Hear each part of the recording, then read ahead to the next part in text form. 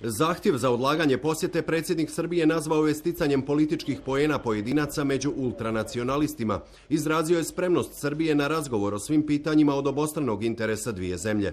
Predsjedavajući predsjedništva naše zemlje rekao je ranije danas da se slučaj Orić i slični rješavaju dijalogom, što je trebalo da bude jedan od ciljeva posjete Tomislava Nikolića.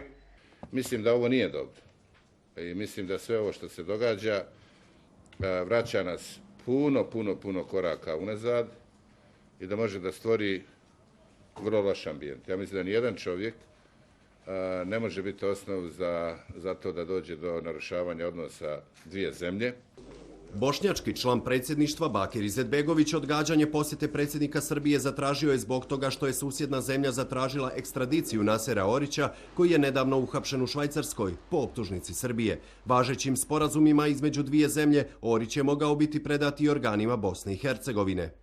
Takav postupak Srbije u suprotnosti je s ciljevima radi kojih su potpisani bilateralni sporazumi iz oblasti međunarodne pravne pomoći koji obavezuju dvije države, kao i odredbama navedenog protokola. Imajući u vidu novonastalu situaciju, smatram da zvanična posjeta predsjednika Republike Srbije Bosni i Hercegovini u ovom trenutku ne bi doprinijela ciljevima zbog kojih je planirana.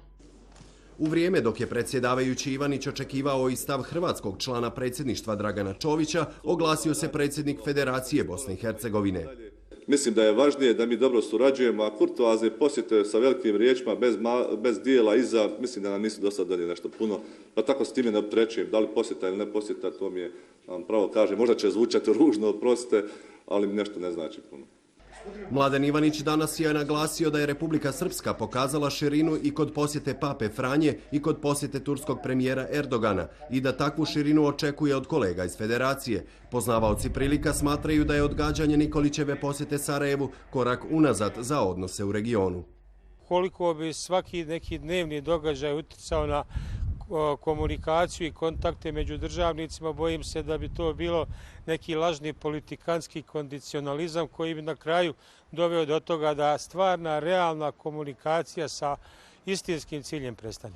Predsjedavajući predsjedništva Ivanić je ovaj događaj stavio i u kontekst polemika oko najavljenih rezolucija o Srebrenici te unutrašnjih nesuglasica oko evropske agende. Nekoliko narednih sedmica označio je ključnim za odluku hoće li Bosna i Hercegovina krenuti pravcem evropske perspektive i financijske pomoći ili će se vratiti unazad.